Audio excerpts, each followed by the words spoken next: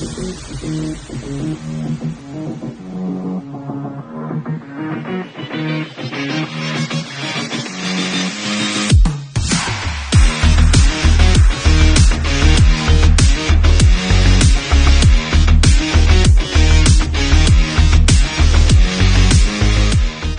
what's happening? Brett Miller.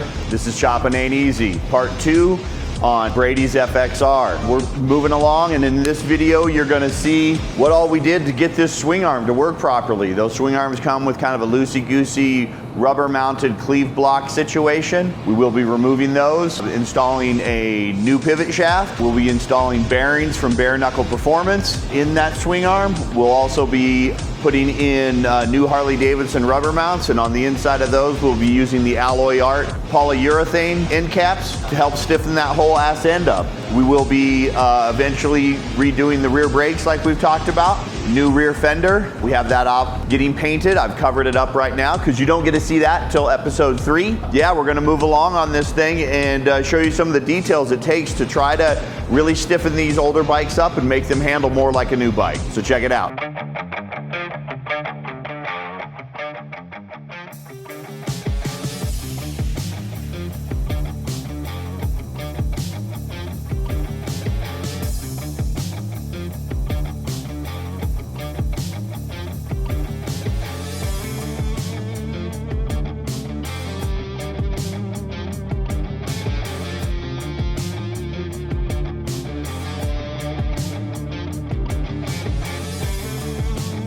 So we got some stuff taken apart here, and I kind of already removed these little sleeves from the inside of the swing arm here. So now I have to get these old cleve blocks out. These were supposed to make it smooth riding. They're filled with silicone on the inside here, but it allows that butt end of your bike to kind of wobble. So that's what we're trying to take care of now. So I've got to move to a press, use one of these specialty tools, and press those suckers out. All right, so here's the situation. We've got that deal in there. We got to put this thing in there, and apparently we push it out. That's the theory. Let's see how this works. Let's check this out. Oh yeah, this looks like a stunt waiting to happen. The reason you have to use this specialty tool, I was just reading in the Harley manual. I'm not sure if I mentioned this before, but these cleve blocks are apparently filled with silicone. It says if you push on them wrong, they can rupture. Gross.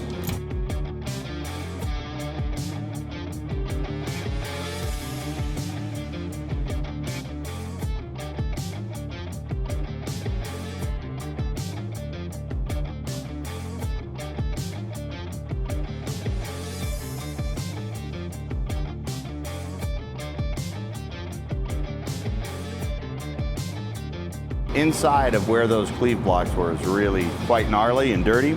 So I got a little sanding drum. I'm just gonna go around the inside of these real quick. Try not to remove much material, just trying to remove all the gnarliness from 1990 and on. Yeah, I was just thinking about that when I said that before, that was probably have been in there since 1990. Depending upon when this motorcycle was actually built, could have been sold in 90 and built in 89. I would have been a senior in high school in 89. I know. To a lot of you, you did not realize that they had motorized vehicles back in 1989, but they did. This is proof.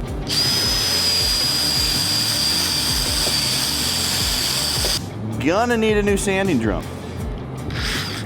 I have filled that one up with tremendous amounts of muck.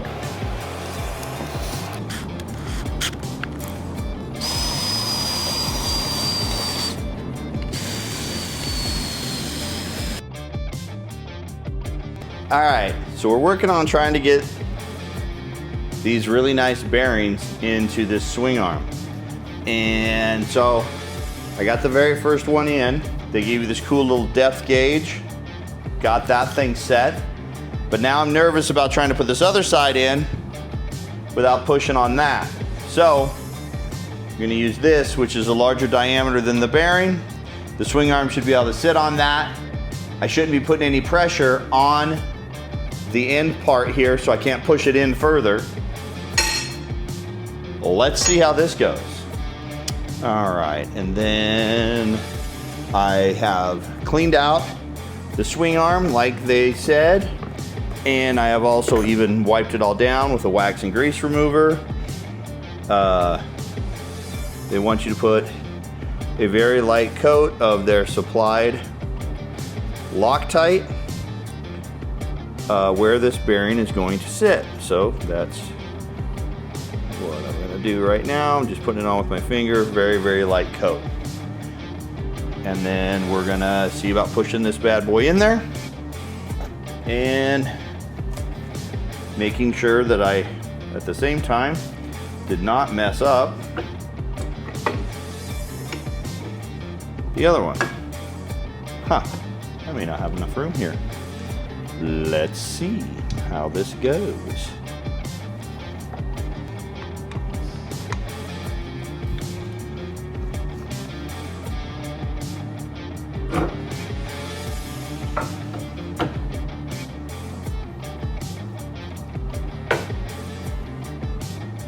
That looks relatively close. Let's check with our depth gauge that they gave us. Which, when I saw the packaging, I thought, oh, they gave you a little keychain. How cute. It's a little plastic deal. I'm assuming that it was made on a 3D printer. But it says number 1, and I don't know if you can pick it up, but it says FXR on there. So I just thought it was cool. That side is actually a depth gauge.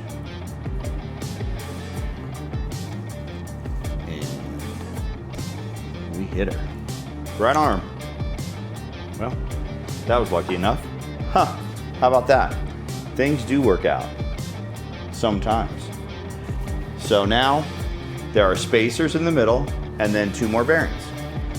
So, let's take a look at that. All right, for this inside one, you really can't use the arbor press, which is okay. So here's that aluminum spacer. It's gonna go in between the 2 bearings. Drop that down in there. It has made a nice contact. I am going to put the little bit of red Loctite like they talked about. I just have just the tiniest amount, and I'm kind of spreading it around with my finger, and then taking one of the bearings and trying to drop it in somewhat straight. See if I can.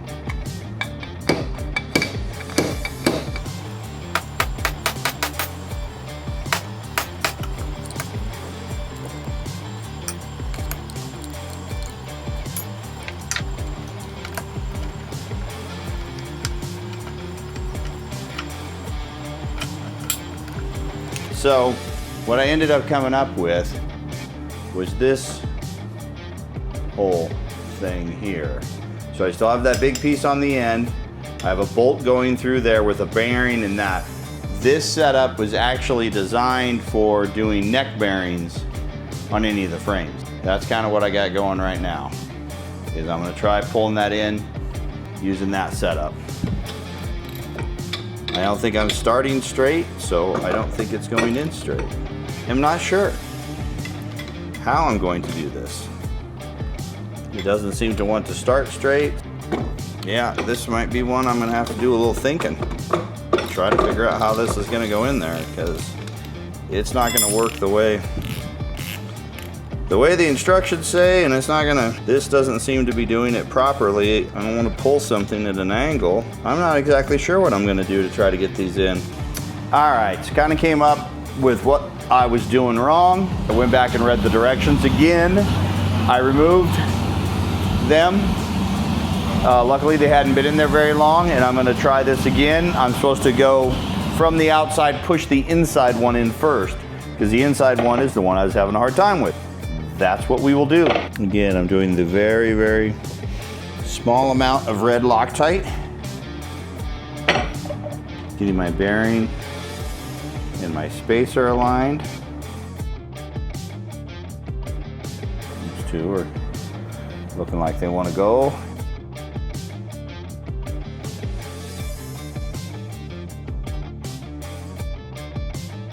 I actually went further in than I wanted it to. Huh. This is very strange. Let's check that with our cool little depth gauge. That looks pretty good right there. Since that moved so easy, and it does have a little bit of red Loctite on it, I think I'm gonna wait to put this other one in until tomorrow so that that Loctite has enough of a chance to do its thing. And we'll try to do this other side.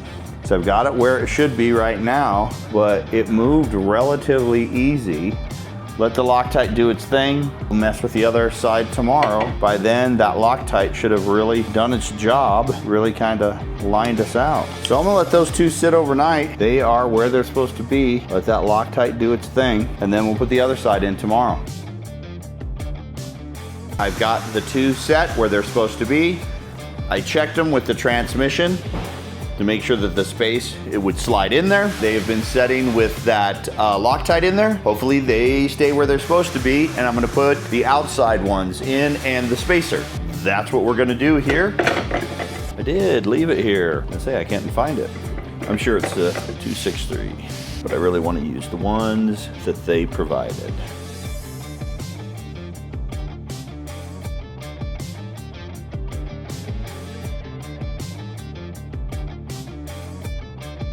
Groovy. Now we'll repeat this process on the other side. That almost looked like I knew what I was doing. It's the magic of video. So now I have to find the other one. All right, here we go on the other side. The Loctite, they went in there. Drop this in first. All right, apparently I must have sanded that one a little more than the other ones because I just pushed it in with my hand. Once that Loctite sets, it ain't going anywhere, and once it's in the bike, it can't go anywhere either.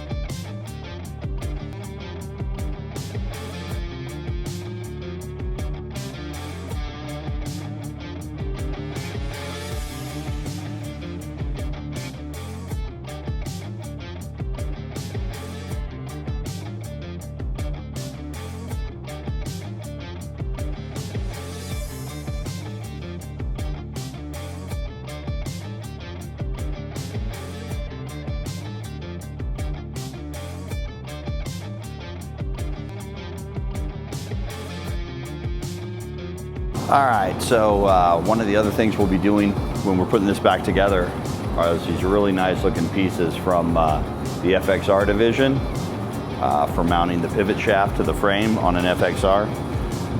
Even though it didn't look like these were probably old, there is a rubber mounting, you call it a bushing, I guess, that's in there. Again, doesn't look very old. I think somebody replaced it recently. Doesn't look like all the other stuff. But I'm here. I'm gonna put brand new ones in from Harley-Davidson. Basically, other than the pivot shaft or the swing arm itself, will be new back there. So check it out.